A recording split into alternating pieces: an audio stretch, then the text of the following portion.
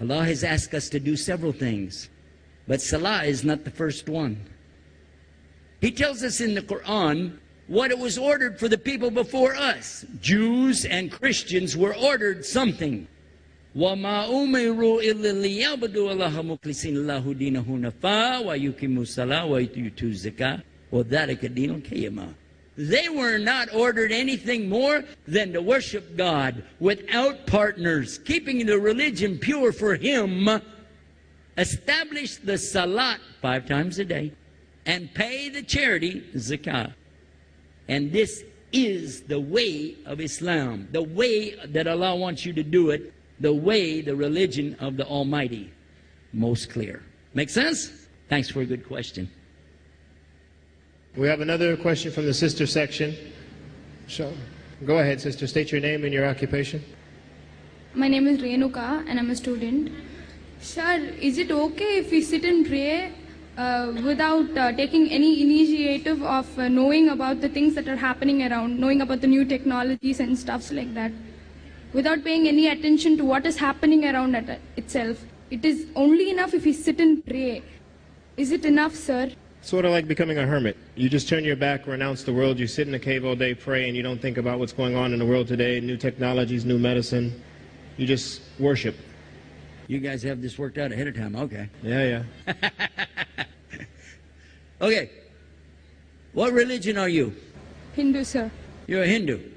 I should have figured out. You said sit and pray. We don't sit and pray. We have to stand up when we do salah. But if you're asking me, is it okay if we just turn our back on what's going on around us and we just sit there and go like that all day long? Is that what you're talking about? Yes. Yeah, all right. We have the responsibility to worship Allah. But at the same time, a part of the worship of a Muslim is to be a part of the world that Allah put you in. One time, I'll give you an example. Prophet Muhammad, peace be upon him, he told us about this. A man, he was in the temple, a place to worship, all the time, day and night, day and night, day and night. And somebody asked, who's taking care of this man's family? Who's getting the food? Who's feeding them? They said, his brother. And the answer is, his brother is the one getting the reward for all of his worship. His brother is getting the reward for all of the worship. Why? Allah doesn't need you to do this. But you should stop in the day and remember Him. These are the 5 prayers. Take about 5 minutes each. Altogether, you've got what? 30 minutes invested, 25, 30 minutes out of a day that you invest in your salah out of 24 hours. Remembering the one who created you, thanking Him, and being obedient to what He told you to do. But the rest of the time, get out there and get to work. Even on Friday, there's a chapter 62 of the Quran. It's called Surah Al-Jumu'ah. Verse 9, 10, and 11, it tells the believers what to do. Oh, believers, when the call for the Jumu'ah prayer is made, drop off everything, stop doing business, get out of the tijara, that's doing trading, and get in there and listen to what is being said. But then look what it says. And when it's over, get back to work. This is paraphrasing it, but that's what it says. Go out and seek the bounties of Allah. Yeah. So it's very clear, Allah didn't want us to just sit, in a little bubble and say, oh, no. And it won't work for anybody. You have to be a part of the world that you live in. You have to work within it, but you don't let it overtake you. You don't let it get to the point where you worship it instead of Him. So that's all part of the test, and your question was perfect. Thank you very much.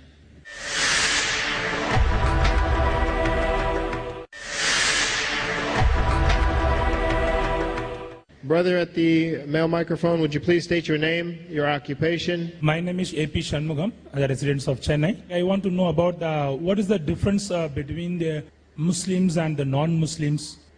Okay, this is my first question.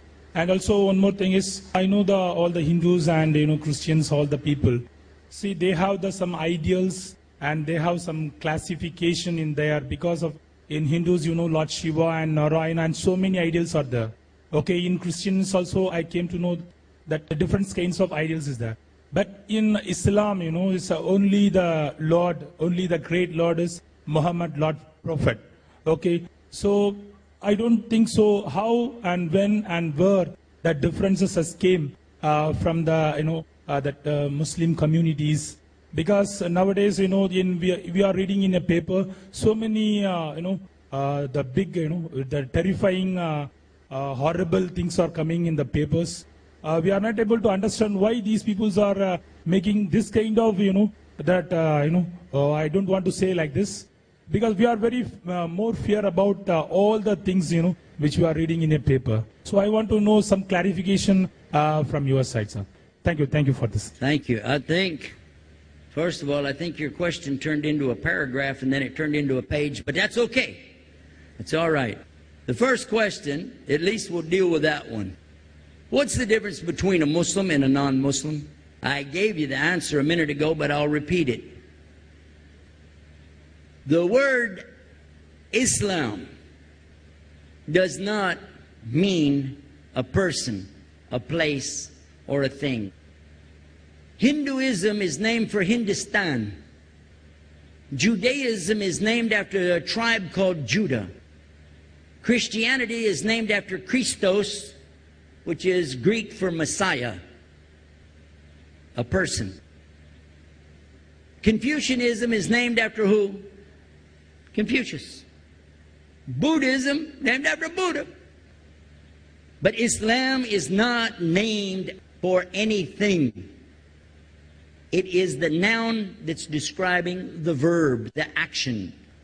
Whoever believes in God, the only God that created the universe, that brought everything into being, who gives you life, who gives you death, who gives you food and gives you breath. If you believe in Him and you want to do what He wants you to do to the best of your ability, in Arabic, that's aslama. That's the action. And whoever does it is a Muslim. Now, it doesn't mean that they're following Muhammad, because I'm only using the words right now, okay? So theoretically, if somebody is on a desert island, they never met anybody else, they don't know anybody else, all they know is the desert island, 2 trees, a coconut, and a monkey running around. That's all they know. But they said all of this didn't come about from the monkey, the trees, or the coconuts. Something bigger up there, I don't know what. But whatever it is, I say thank you for the coconuts, the trees, and I don't care about the monkey. Huh? So if I knew what He wants me to do, I would do it. He becomes a Muslim. Because it has nothing to do at this stage about the Quran or about Muhammad, because it's only talking about the condition of the inside of the person. But once he knows, once he has some proof, some evidence, he's obliged, he has a responsibility to act on what he knows. You, sir, could not legally in Islam claim, well, I didn't know, because you don't have the status of the guy that's out here on the island with coconuts, right? You got a brain. You're pretty smart. I can tell by listening to you. And you've understood exactly what I said. Therefore, it becomes your obligation between you and your Lord. Now, if you really are serious, you need to talk to Him. Because it's not about you and me. It's not about you and Him. It's not about you and anybody in this room. It's not even about you and Muhammad sallallahu alaihi wasallam. It's between you and Him. And Muhammad was a human and he couldn't guide the people. And Allah told him you can't guide the people. And Allah said you can't force the people. There's no way that you can entice, encourage, coerce, or force anybody into Islam. It's clear in the Quran, La ikraha fid-din. Qad tabayyana ar-rushdu min al-ghayy. So Allah is saying no way can anybody be forced into Islam. But the clear path is made here right in front of you now. False worship, whoever rejects that, called tagut in Arabic, false worship out of the way, you reject that, and you accept that there's one God and you want to do what He wants you to do, you just grabbed hold of a firm handhold that'll never break. And that will make you a Muslim, at least at the door. You'll have the key. It's up to you now if you want to go in.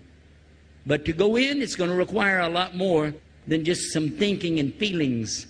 Because as you learn, you're going to be asked about what you knew, what you understood. If you understood there's really a God, it's not a joke.